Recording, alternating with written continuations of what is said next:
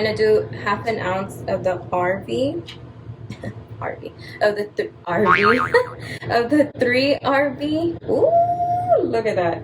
Ooh.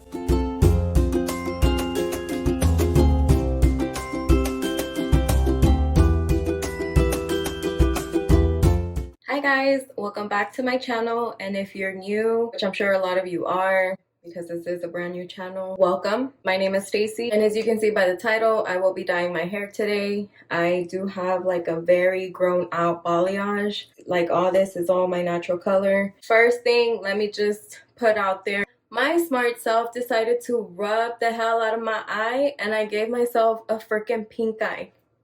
Okay, so to get things started, I'm going to share what I'll be using and then get going with the application. So first thing I have is a paddle brush just to go ahead and brush through the curls that I have in my hair. I have some clips, some butterfly clips too, some gloves, a wide tooth comb.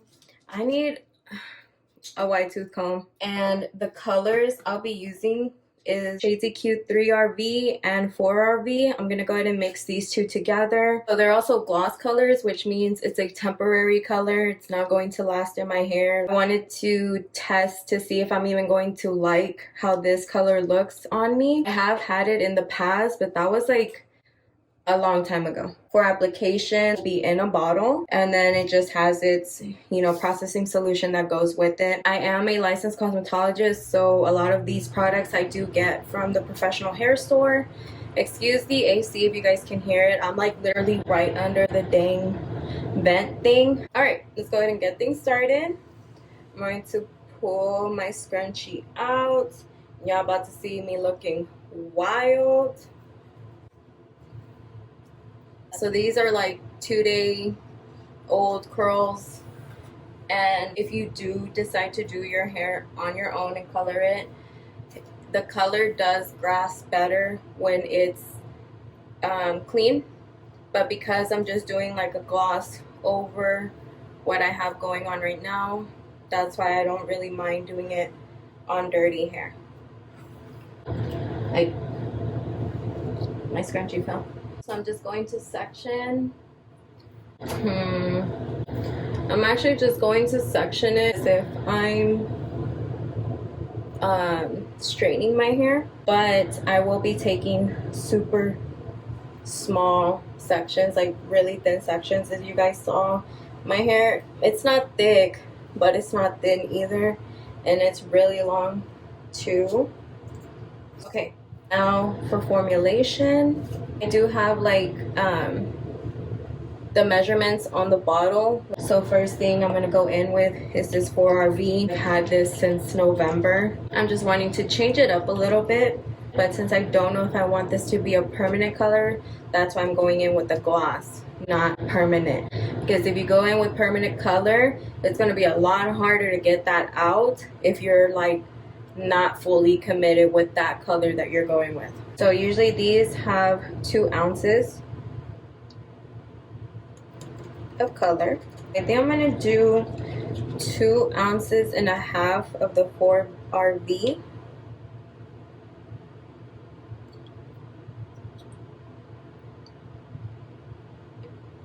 And then I do half an ounce of the RV, RV, of the RV, of the 3RV. Ooh, look at that. Ooh, I'm actually gonna do a whole ounce. You saw how dark that is? That's what we want. I actually want it to be dark. Oh yeah. So now we're at 4 ounces, and then it's just gonna be equal parts of the processing solution. So I'm actually gonna go ahead and measure this on the kitchen,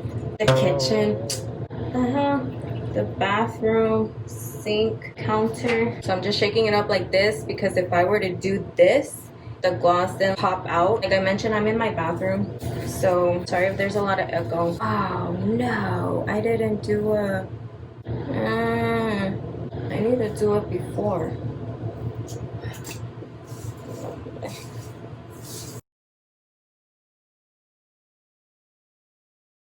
Now all I'm gonna do is literally apply this all over. I am a little scared because of the color. It's a freaking red. I don't want to get it all over my bathroom. I'm also wearing a shirt that I don't wear a salir or anything. Like, I just wear it around the house. So it's alright if I get it dirty. I do have I'm so terrible. I do have color capes that I can use, but I don't wanna. So look, see, boom, already. So it has started. Oh look, my eye's getting better. It's getting better. I don't know, out of nowhere, it just got so itchy. That's why I also can't have eyelash extensions, because I'm not gentle with my eyes. Ay, mira, otro. There we go. Another splat. Wait. I need to watch out. I need to watch out. Mira, see? Another one. So whenever you're doing one solid color and you're trying to apply it evenly, it's super, super important that you saturate throughout the hair. That way you don't have spots missing or anything like that. Now, to make sure that I have it saturated evenly, that's where I'm using this comb. All right, so I'm just gonna repeat this same process. I just smacked my door. Look at that. No, but I'm making it worse. Okay. I'm just going to repeat the same process all around my hair, and then just fast forward this part because it's the same thing.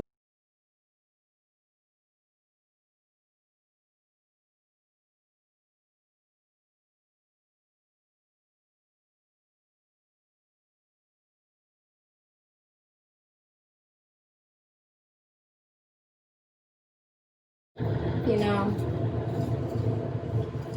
I'm fully aware that I make a lot of gestos when I do hair. I make the ugliest faces ever, and I don't know why. And then sometimes I catch myself doing it. I'm like, why are you making that face? Like, I can legit picture like how I look when I'm making those faces, and it ain't cute. So it's like, girl, what are you doing? I'm sure, like, as you guys are watching this, my gestos are like weird. So my bad. But I do that a lot.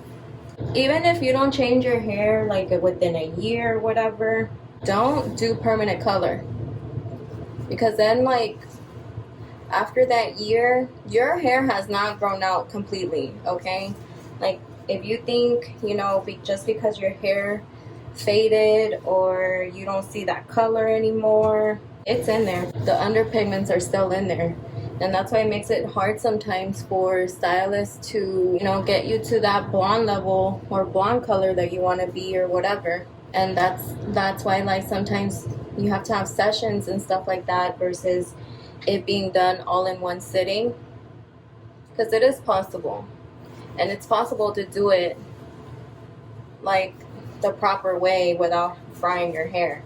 That's my best advice to you guys, is if you are one that likes to experiment with color, try to do, or tell your stylist to do, semi or demi permanent color and not permanent, especially with red, because red is the hardest one to get out.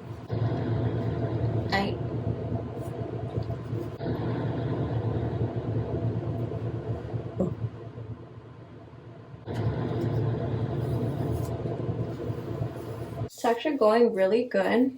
Usually whenever I do my hair, like, I find splats of the color on the floor. So that's why I keep looking down to make sure that I didn't. Oh, mira, for saying that. But luckily, my chi-chis caught it. Mira, I heard it. I heard the splat. Let's see if you guys can see this. My balayage ends like right here. So this piece used to be all the way up here. From here to here, that's how much my hair has grown since I've had my balayage. Let me see if I can find another piece. See, like, there's literally no light pieces up here. I don't know if you guys can see that. All this is my natural hair color. That's how much it's just grown out, and that's why like I'm just ready for a change. No, I was doing so good. When you hear that noise, that's how you know you're almost there. And then either you panic or you're like, yeah, I made it.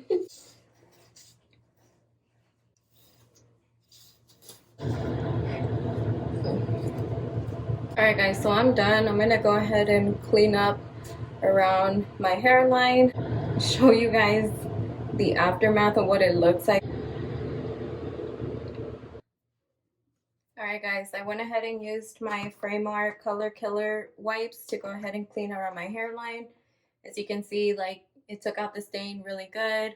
These are really good. Frameart is a professional line, but you can actually get these on Amazon, so I'll go ahead and include the link below if you're interested in buying some of these. They smell really good, and I use these on all my clients, especially when we're dealing with colors like this. So I'm also gonna go ahead and just clean up the rest of my stains that I have.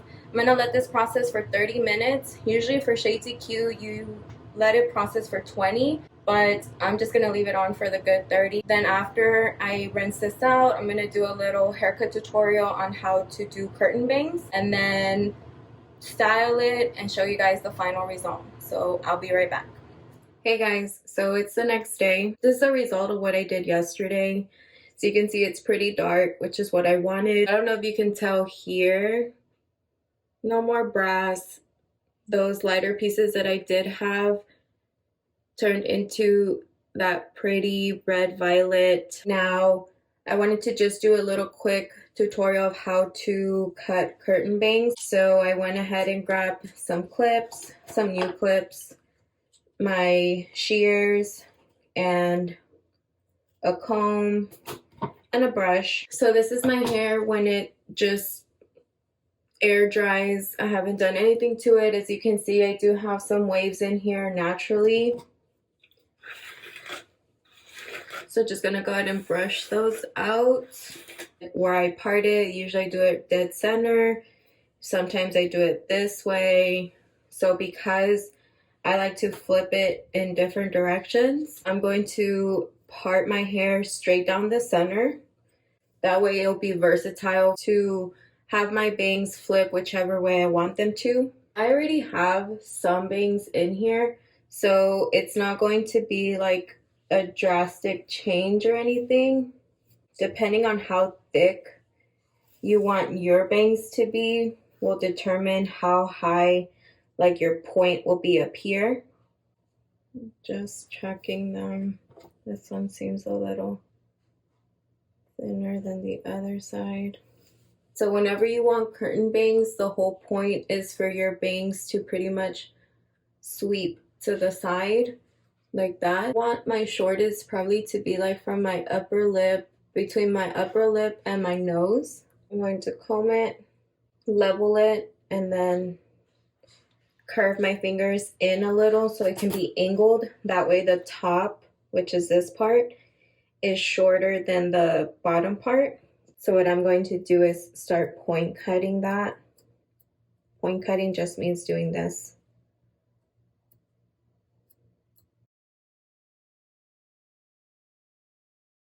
The reason why I'm point cutting is so that my cut isn't so blunt. So I'm just going to do a deeper point cut to really soften that line up. And then whenever you do your style, it's just going to sweep out the way.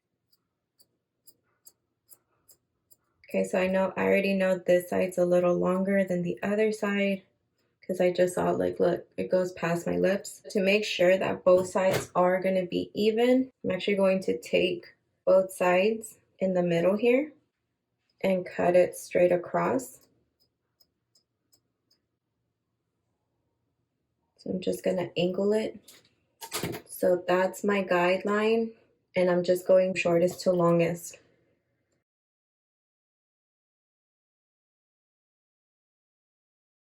Okay, now that I cleaned it up, I'm gonna go back in one more time and do a deeper point cut like we did to the other side, just to really soften up the bottom here. Okay, there we go. They line up. Okay, so I'm gonna go ahead and style my hair and then come back and show you guys how I would style my curtain bangs. I'll be right back. So I went ahead and did some waves with my Paul Mitchell wand. I would use my flat iron. I already have it preheated and everything. Comb out your knots. Tap it at the root. And then do like a little curve like that. So it can lay like this. So I'm gonna let that cool. Don't mess with it when it's hot, because when you do, that's what creates frizz and you mess up the style you're trying to do. So same to the other side, just tap, curve it a little. One more time, curve it a little. See, so what that does is just give you that nice little sweep. I haven't put anything in my hair yet, no product. So all that shine is just straight from the color that I used. So just to calm these little flyaways down, I'm going to take my Color Wow Style on steroids. It's a texture and finishing spray. And from a distance, just spray those flyaways and lay them down with my hand, just so it can frame my face more. I like to spray it down here and mold it with my fingers and with my hand.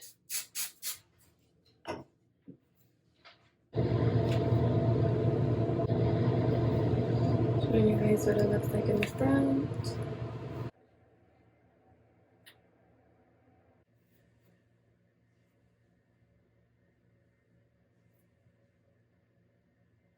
Alright, so let me show you guys what it looks like out in the sun. Alright guys, so I'm outside now, just so I can show you what my hair looks like. So you see all those red undertones, and then even on my darker pieces, I know inside it looks black, but I promise it's not. So I'm in my car now. I know this video had so many different sceneries going on. First I was in my bathroom, then you guys saw me outside, and now I'm in my car. Like, I just popped in my car. But yeah, if you guys enjoyed watching me color my hair, giving you a little toot on how to cut these long ass curtain bangs, let me know down in the comments below, and also be sure to give me a thumbs up. And if you're not already, go ahead and subscribe. That way you can be a part of my YouTube family. And yeah guys, I'm going to end it here, and I'll see you guys in my next video. Bye.